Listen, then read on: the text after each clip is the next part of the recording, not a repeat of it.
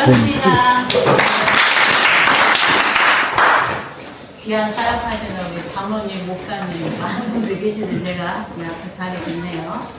네, 저희 아펜젤러 선교사님은요, 이제 올해로 140년 전에 언더우드 선교사님과 함께 우리 조선 땅을 처음 밟으셨어요. 우리 선교사님 사역은 이곳이 아닌 서울에서 다 이루어졌는데요. 이곳에 이렇게 기념관이 건립이 된 것은 돌아가신 1902년 목포에서 성경 번역회의가 있었습니다. 그래서 그 회의에 참석하기 위해서 인천에서 목포로 내려가는 배를 타고 가던 중에 이곳 군산 앞바다 어청도를 지나갔어요. 그때 우리 선교사님이 타신 배가 선박사가 일어나게 되는데 사실 수 있는 시간이 있으셨는데도 우리 조선인을 구하려다 그만 함께 들어가셔서 깊은 바닷속에 지금도 계십니다. 그 마지막을 기리기 위해서 저희 교회에서 17년 전에 이 기념관을 건립하고 많은 전국에서 성진 순례팀들이 다녀가시면서 은혜를 받고 계십니다. 우리나라에 머무신 선교사님들은 조선에 머무시는 동안 한자 이름을 받아서 사용하셨어요. 그래서 언더우드 선교사님은 원도라는 이름을 쓰셨고 우리 아펜젤러 선교사님은 아편설라라는 이름을 쓰셨는데요. 원래 이름은 헨리 게하르트 아펜젤러예요. 아버님이 독일계 스위스인이고 어머니도 독일계십니다. 지금도 스위스에 가면 그 선조들이 살았던 아펜젤이라는 마을의 후손들이 살고 계십니다. 아까 잠깐 머물렀던 그 카페가 스위스에 있는 그런 좀 용품들을 갖다가 글씨를 하고 거기를 좀 꾸며놨습니다. 우리 선교사님은 1858년 미국 펜실베니아 서너튼에서 태어나시고요. 어릴 때부터 부모님으로부터 독실한 기독교 교육을 받고 성장을 하십니다. 그리고 1876년에는 웨스트체스터 사범학교를 나오시고 또 78년도에는 미국 랭카스타에 있는 프랭클린 에드마샬대에서 고전학을 전공하세요. 그러니까 아주 일찍부터 선진 교육을 받으셨고요. 우리 선교사님이 본래는 장로교이셨는데 그곳 랭카스타에 제일 감리교회를 출석하시면서 감리교회를 전환을 하십니다. 그리고 신학을 하시기 위해서 두루 신학교에 입학을 하시는데 이곳에 가서 친구를 만나게 돼요. 이 워즈워드라는 친구가 우리 선교사님보다 먼저 조선 선교사로 오기로 마음을 먹었고 우리 선교사님은 처음에는 일본을 품으셨다고 합니다. 그리고 조선에 오시기 바로 전인 1884년 12월 달에 여기 청교동 후인이지 엘라나지와 결혼을 하시고요. 이제 그 다음에 졸업과 동시에 미국 감리교 해외 선교부에서 선교사를 파송을 할 때 그 워즈워드라는 친구가 개인 사정으로 조선에 올 수 없게 됩니다. 그래서 하나님의 뜻이 어디 있는지 우리 선교사님이 그래서 대신 오시게 되고요. 여기에 있는 이 5분이 이제 아라비카오라는 배를 타고 태평양을 건너서 일본에 정박을 하시게 됩니다.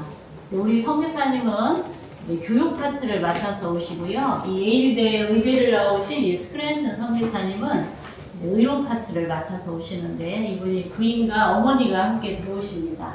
어머니 스크랜튼 대부인은 유관순열사가 나온 이화학당을 세우신 분이고요. 우리 아펜젤러 선교사님은 배제학당을 세우십니다. 이분들에 의해서 우리 조선의 근대의 여자 남자 학교에 초석을 이루게 됩니다. 그리고 우리나라에 선교사가 들어올 수 있게 물꼬를 트신 분들이 여기 가우처 목사님과 베틀레이 선교사님이세요. 흥선대원군이 우리나라에 수국 정책을 폈지만 이제 그 아들 고종과 명성황후에서 개화 정책이 일어납니다. 우리나라가 미국과 수호 조약을 맺게 되는데 이 조약을 맺었던 다음 해인 1883년에 이런 고빙사라는 일행이 미국을 가게 됩니다. 이들이 배를 타고 태평양을 건너서 샌프란시스코항에 닿았고요. 동부에 있는 수도까지 옮겨가기 위해서 횡단열차를 타게 됩니다. 근데 그 열차 안에 극적으로 이 가우처 대학을 설립하신 이 가우처 대학 학장님이신 이 감리교 목사님이 우리 조선인을 보게 되는데 미국인의 눈에는 이렇게 도포를 입고 갓을 쓴 우리 조선 사람들의 모습이 좀 인체롭게 보였겠죠. 승려관에게 저자들이 어디서 왔나 들어가라 해서 조선이란 말을 처음 듣게 됩니다. 조선에 선교사가 없는 걸 아시고 선교사를 보내야겠다라고 마음을 먹으세요. 그래서 그 당시 아주 큰 거금인 2,000달러를 헌금을 하시게 됐는데, 그때 이 서울에 8칸짜리 기와집 한 채가 1,000원일 때입니다. 그 돈이 엄청난 돈인데요. 가우처 목사님의 부인은 미국의 각부의 외동딸이었다고 해요. 이 물려받은 유산을 갖고 이 목사님 부부가 해외에 학교와 병원을 짓는 등 많은 선교를 하고 계셨습니다. 그래서 그 돈이 우리나라 선교에 귀한 추석이 되고요. 또 일본은 우리나라보다 30여 년 전에 개화와 개신교가 들어갑니다. 그래서 그곳에 계신 주재 감리교회 맥클레이 선교사님이세요. 그래서 이분에게 편지를 보내셔서 옆나라 조선도 선교를 해주시죠 하는 소식을 전합니다. 이 맥클레이 선교사님이 조선의 개화파인 김옥균에게 청을 해요. 나를 좀 고종과 만나게 해달라고. 그의 도움으로 황제를 만나는데, 황제에게 우리 선교사들이 조선에 들어와서 학교와 병원을 짓겠다고 하자 고종 황제가 선교사들의 입국을 허락을 하십니다. 그때는 우리 조선에 영어를 할 줄 아는 사람 없어서 어학 선생님이 절실하게 필요할 때였어요. 1885년 4월 5일날 일본에 먼저 들어와 있던 언더우드 선교사님과 우리 선교사님 부부 이 세 분이 인천항을 통해 첫 발을 딛게 됩니다. 우리 선교사님이 조선에 들어오실 때 27살의 모습이시고요. 그날이 또 의미 있게 부활주일이었어요. 그래서 인천항에 닿은 선교사님이 기도를 드리십니다. 우리는 부활절 날에 이곳에 도착했습니다. 오늘 죽음의 철창을 산산히 깨뜨리시고 부활하신 주께서 이 나라 백성들을 얼거매 결박을 끊으시고 그들에게 하나님의 자녀가 누리는 자유와 빛을 허락해 주시옵소서 라는 기도와 함께 인천항에 갔습니다. 그 당시 인천은요, 어느 나라 이 도시보다 우리나라 다른 도시보다 이렇게 번화스러운 모습인 것은 많은 세계인들이 배를 타고 이곳으로 들어옵니다. 서울보다도 이렇게 3층짜리 대물 호텔이 인천에 먼저 들어서게 되고요. 이곳이 우리나라에서 처음으로 커피를 마셨던 곳이라고 그래요. 이곳에서 일주일간 머무시고 다시 일본으로 들어가시게 되는데, 조선의 갑신정변이 끝나긴 했지만 나라가 여전히 어수선했고요. 아직 외국인의 여자가 조선 땅에 머문 적이 없었습니다. 신변을 위험으로 선교사님 두 분은 일본으로 가시고 총각으로 오신 언더우드 선교사님은 서울로 올라가셔서 선교를 시작하시게 됩니다. 그리고 그해 7월 달에 다시 서울로 오셔서 2명의 학생이 영어를 가르치기 시작한 게 이제 배제학당의 시작입니다. 이 배제학당은 오늘날 서울 배제고등학교예요. 이 학교의 이름을 고종 황제가 내려주십니다. 인재를 양성하는 곳이다. 그리고 그 당시 소문이 있기를 배제를 나오면 출세길이 열린다라는 소문이 있었는데요. 사실이기도 했어요. 지금까지는 우리가 이제 한학을 공부했지만 오늘날 공부하고 있는 이 예체능까지 모든 과목이 1885년에 영어로 수업이 진행이 됩니다. 영어를 몰랐던 우리 학생들이 처음에는 선생님의 표정이나 손짓을 통해서 영어를 익혔지만 졸업할 때는 자연스럽게 영어가 능통하니 출세의 지름길이 됐고요. 또 우리나라의 많은 지도자들이 이곳에서 배치게 됩니다. 초대 이승만 대통령의 2회 학생이고요. 주시경 선생님, 김소월, 또 나도양, 일제강점기 때 여러 독립운동가 대장들이 이곳에서 배출이 됩니다. 이렇게 많은 과목이 수업을 하는데요. 가장 수업을 하기 어려운 과목이 뭐냐 이렇게 보시면 많은 분들이 영어라고 말하는데, 그 당시 영어는 양국 평민이 처음 들어보는 생소한 언어였어요. 근데 비가 와도 뛰지를 않았고 스스로 할 수 있는 일이 없었던 이 양반들은 아침에 등교 때도 하인이 가방을 메고 갔다가요, 또 기다렸다 가방을 메고 돌아가는 모습을 본 우리 아펜젤러 교장선생님이 따끔하게 혼을 내셨대요. 교육의 시작은 하인을 학교에 데리고 오지 않는 것부터 시작이다 라고 말씀을 하셨고요. 그 당시 미국과 우리나라는 문화적으로 100년 가까운 차이가 있었습니다. 그래서 아까 저 사절단이 미국에 갔을 때 이미 그곳은 엘리베이터가 있을 정도였어요. 그래서 이 선교사님들은 스포츠를 즐길 줄 아셔서 서울 정동에 집 한 채를 사서 테니스 투구장을 만드셨다고 해요. 그래서 열심히 이렇게 뛰는 모습을 본 우리 고관들이 건넨 말은, 성교사님 그렇게 힘든 일은 아래 것들을 하시겠지. 어찌 그렇게 자청해서 땀을 흘리고 계십니까? 라는 말을 할 정도라 그 당시 이화학당이나 배제학당에 체육 수업하기가 가장 어려웠다고 합니다. 이렇게 우리 성교사님은 교육일부터 시작하셨다가요. 서울 정동에 정동 감리교회를 세우십니다. 네, 여러분이 혹시 덕수궁 돌담길을 가시면 거기 끝에 저기 빨간 고딕 건물이 있어요. 네, 오늘날도 문화재로 보존을 하고 있습니다. 그리고 그 아래에 있는 유리관안의 벽돌은 저 예배당은 6.25 때 조금 이렇게 폭격이 돼서 다시 건축을 했는데 그 아래에 있는 벽돌은 아펜젤러 선교사님 당시에 지어진 벽돌인데요. 그 교회 권사님이 잘 그렇다고 저희에게 수십장 주셨습니다. 그리고 그 당시는 남녀가 이렇게 유별할 때라요. 그 가운데 밑에 부분의 사진에 남녀가 유별하다 보니 가운데 칸막이를 치고 남자 칸, 여자 칸 따로 앉아서 예배를 드리는 모습이고요.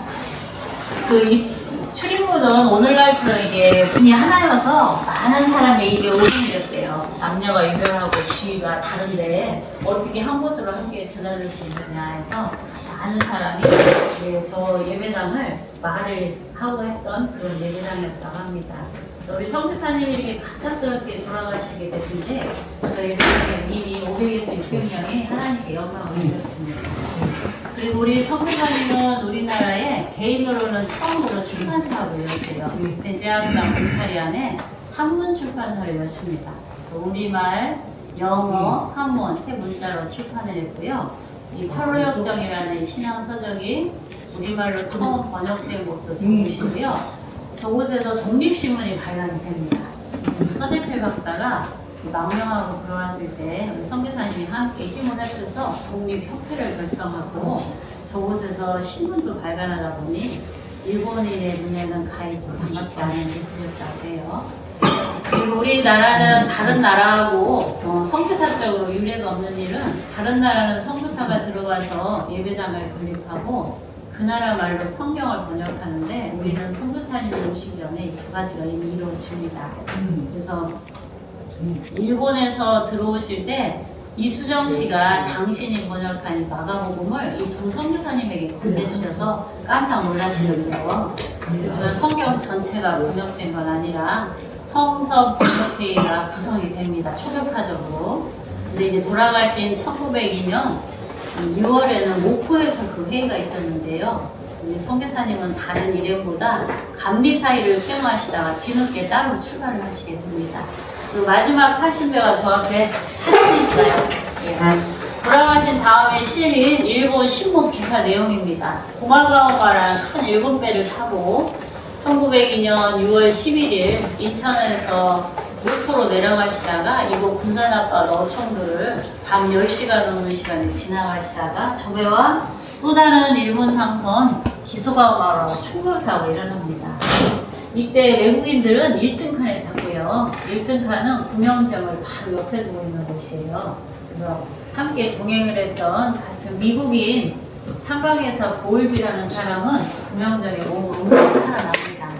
선교사님은 그만한 시간이 있으셨는데 함께 동행한 조성규라는 조교하고요. 또 정신여학에 다니는 여학생 한 명을 방학이 맞아서 집에 가는 길인데 그 교장선생님이 부탁을 했다고 해요. 그들을 구하기 위해서 괜히 3등산으로 내려갔다가 그냥 함께 돌아가십니다. 그래서 다 함께 바다에 계시고요. 여기 이 사진은 우리 선교사님의 마지막 가족 사진이에요. 2차 안식년을 위해서 미국에 가십니다. 처음 이렇게 들어오실 때는 90kg가 넘는 거장한 청년이셨는데 이 43살 돌아가시기 전해 60kg로 감나온 이 모습을 보고 지인들이 쉬었다 가시라고 했지만 조선에 할 일이 많다고 먼저 오셨다가 상호를 당하시게 됩니다. 이때 이 아들이 13살이었는데 방황을 오래 했다고 해요. 하나님이 정말 살아계신다. 어머니가 이 모든 역경을 딛고 또 명문 프린스턴대를 졸업하고 아버님이 수학한 신학교를 졸업하고 조선에 선교사로 다시 들어오셔서 배제학당 5대 교장이 되십니다. 그래서 이때는 일본이 신사참배 같은 요구를 할 텐데요. 끝까지 이 학교는 거부를 하게 됐고 우리나라에 들어와 있는 이 많은 선교사를 일본인들이 1940년도에 모두 추방을 합니다. 이분도 그때 미국에 들어가셨다가 우리나라가 또 6.25 전쟁이 일어나자 다시 들어오셔서요. 여기 앞에 있는 이 사진은 이 다찌 부부가 부산에서 구호공항에 있는 사진입니다. 근데 이제 이분도 목회는 이제 미국에서 마치시고 돌아가실 때 이것을 남기세요. 내 사랑하는 고국 조선 땅에 꼭 묻어달라는 말씀을 남기셔서 공부가 돌아가서 서울 양화진 아버님 묘비 옆에 붙이셨습니다. 그 다음에 큰 따님이 앨리스 레베카는 우리나라에서 처음 태어난 백인 어린이에요. 성대사님이 입국하시던 해 태어나서요. 이분은 결혼을 하지 않고 교육사학을 평생을 받으십니다. 아까 이분이 이화여고를 세우시고요. 이분은 이화여대 초대 교장이 됐는데요. 채플 시간에 설교 중에 내일을 쓰러지십니다. 이분도 양화진묘를 지셨어요. 저희 여기가 아펜젤러 노블 기념관인데요. 저희 밑에 코스염란 성대사님은 성대사님보다 7년 늦게 오셨지만 저분은 42년 동안 우리 조선에 머무셨고 평양에서 많은 사역을 하십니다. 뒷줄에 서 있는 흰옷 그 따님하고 성대사 아드님이 결혼을 하세요. 그래서 우리가 2세대 가족사님이고 저 노블, 이 아펜젤러 이렇게 3개, 5개 분들이 저희 기념관을 3번 단열하셨습니다. 이분들이 오실 때마다 귀한 물품들을 이렇게 저를 이렇게 기증해 주셔서 유리관 안에 있고요. 우리나라에 그 당시 오신 선교사님들은 이렇게 조선이라는 이 땅에 뼈를 묻을 각오를 하지 않고 오셨던 분은 아니셨던 것 같아요. 그래서 오늘날 우리나라에 이렇게 복음의 꽃이 이렇게 꽃을 피울 수 있었습니다.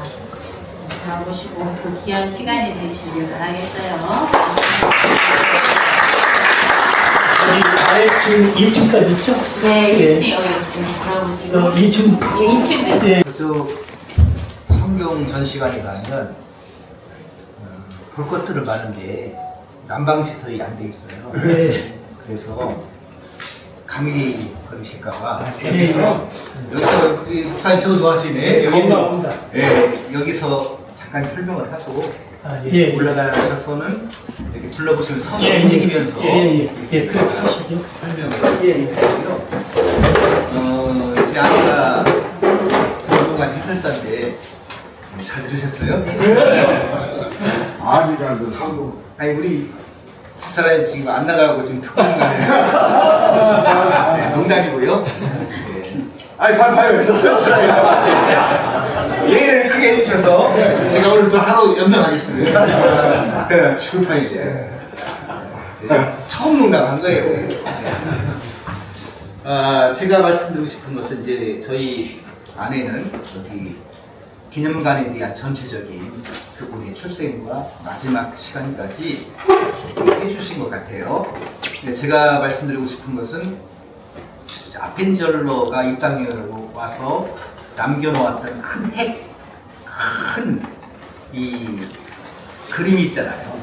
그것을 여러분들이 조금 보충받으면 아펜젤러에 오셔서도 일정량 좀 설명을 할 수 있지 않겠는가. 맥락을 우리가 이제 알았으니까 아펜젤러는 사실 복음 전파 사명 때문에 왔지만 실질적으로 그 당시 1884년에 일어났던 갑신정민 폐중으로 선교 활동이 제약이 많았고 개방되지 않았어요. 그래서 이제 학교를 통한 교육을 통한 그 활동을 하셨다는 말씀을 드리고 싶고, 또 실질적으로 아펜젤러는 왜 중앙에 서울 정동에 배제학당 박물관이 국가의 지원을 받아서 약 300억 정도의 지원을 받아서 배제학당 동관, 즉 1916년에 세워진 그 처음 그 학사는 아니에요. 저 학사는 무너져 없어졌고 저걸 없애버렸거든요. 저것이 있어야 되는데 기숙사와 또 타용도로 사용했던 그 동관자리 배제학당 박물관이 있어요. 그 박물관은 우리 감리교에서 관할하는 것이 아닙니다. 국가가 그 학교 법인 배제 대학교가 있잖아요. 그죠? 배제 중류고등학교는 서울에 있지만 대학은 대전에 내려왔어요. 그래서 이제 배제학당 박물관으로 오히려 아펜젤러는 우리들에게는 선교사로 알려져 있지만 일반인들에게는 최초의 유경공원과 더불어서 그 당시에는 경쟁 관계도 있었고 아주 아펜젤러가 아주 정말 의욕적으로 이 장래 우리가 세우는 이 배제학당은 서울대학교의 목표가 있었어요. 실제적으로 아펜젤러가 빨리 돌아가시지 않았다면 그 뜻을 이루었을 것이라고 저는 의도히 심지 않습니다. 그래서 그분이 우리 한국 근대화의 근대화의 선구자라고 얘기하는 것은 교회를 세우고 학교를 세우고 또 그 당시에는 노동의 가치를 신성치 여기지 않았어요. 아래 끝들이 하는 것으로 여겼잖아요. 그래서 이 배제학당 옆에 산문 출판사를 세워서 영어, 한자, 우리 국문으로 인쇄를 하면서 학생들에게 자발적으로 자조적인 방법으로 일을 해서 공부해라. 한국 최초의 알바가 그때 생긴 거예요. 한국 최초의 영어 교육도 그때 생긴 거고 이분이 처음 한 게 이렇게 많아요. 그러면서 자조적인 그리고 근대화의 그 일꾼을 양성하는 일에 굉장히 힘을 기울였다.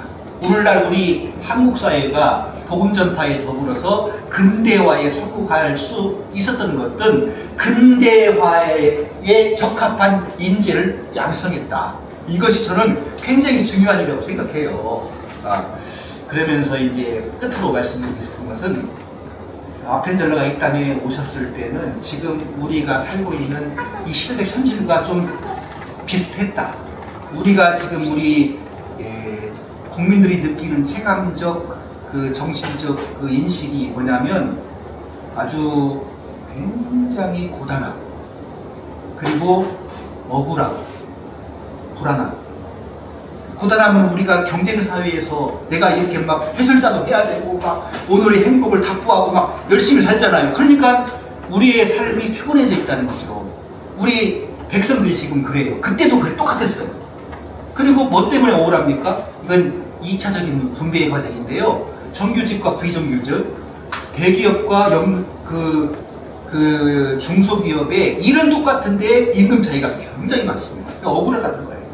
그건 불안함. 탄핵정국이잖아요, 지금. 그러면서 왜 불안하냐?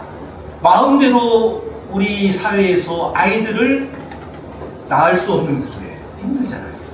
먹고 살기도 힘들고. 그리고 노년의 문제. 우리 노년의 삶이 지금 굉장히 불안하고 돼 있잖아요. 그래서 우리도 어떻게 우리 건강할 때 벌어야 되고 일해야 되고 왜 그렇습니까? 미래에 대한 우리 초고령화 사회에 대한 대비가 없기 때문에 이 아펜젤러가 그때 똑같았어요. 갑신정명 후유증으로 사람들은 옥죄였고 또 너무나 이렇게 신분 격차에 따른 억울함이 있었고 또 이런 정치적으로 효용들 속에서 굉장히 불안했다. 이러한 사회에 오셔서 아펜젤러가 이러한 복음 전파와 교육 이념을 가지고 선교 활동을 했다고 하는 것은 그래서 저도 이제 아펜젤러가 지금 오시가 140주년이었잖아요. 100주년 때 그분에 대한 체크가 한 번 제대로 없어요. 연구도 전무했습니다. 그분을 기념하는 그런 기념비조차도 별로 없었어요. 여기 오시면 제가 데리고 가서 바닷가에서 저기 저 바닷가 어청도에 파란문의 선교자가 잠들어 있다. 이거이 전부였단 말이죠. 너무 부끄러운 것이었어요. 감리교 목사가 있어요. 그래서 그렇게 시작을 했고 지금은 어느 단계까지 왔냐. 감리교 공부에게 제가 그런 얘기를 했어요. AI로 아펜젤러 선교사를 연구해 주시고 해줄지 안 할지 모르지만 이번에 계획이 있다고 들었어요. AI가 뭡니까? 우리가 그 전원일기에서 누가 나와가지고 얘기를 하잖아요. 전원일기 다 알죠? 예? 얘기하는 거예요. 그러면 우리가 선교사님하고 얘기를 하는 거예요. 선교사님 그때 뭐 드셨어요? 아유 그때 어떻게 사셨어요? 그러면서 앞서간 우리 믿음의 선각자들과 또 선교사들이 어떻게 우리에게 정말 아펜젤러의 마지막 일기의 끝장면은 뭐냐? 선교는 곧 순교다 그랬어요. 말대로 된 거죠. 죽음을 각오하고 하나님의 미랄이 되었기 때문에 그 아펜젤러 선교사님에 대한 우리가 인식의 폭을 넓히면서 우리 후대들에게 지금 우리 역사가 없다 보니까 뿌리가 흔들리고 있습니다. 막 이단 사상에 휩쓸려서 넘어가요. 막 어떤 사람이 나와서 막 설쳐도 우리 말 못해요. 왜 그렇습니까? 우리는 벌써 까임방지고 벌써 이 성경만 해도 대단한 거잖아요. 성경이 있었기 때문에 우리가 일제 36년 그 강점기를 극복해낼 수 있었던 것도 말이 있었고 언어가 있었기 때문이 아닐까요? 그래서 이 성경, 한글 성경은 앞으로 저는 그래요. 군산시가 이 한글 성경은 그냥 한글이 아니라 세종대왕이 만들어 놓은 것이 500년, 700년 잠들어 있던 그 한글을 일깨워서 한국교회가 그냥 저걸 막 번역해가지고 삼천리 방방곡곡에 성경과 찬송 막 뿌렸어요. 이게 있었기 때문에 언어말살 정치, 창시개명 이러한 상황 속에서도 우리 민족 정기를 이어갈 수 있었다. 따라서 이 한글 성경 전시관은 지금 저렇게 닥쳐져 있지만 앞으로 좀 기도해 주셔서 이 성경, 한글 성경이 아니라 성경 안에 들어있는 한글이 어떻게 발전되어 왔는가. 그것은 곧 우리나라 한글의 발전이다.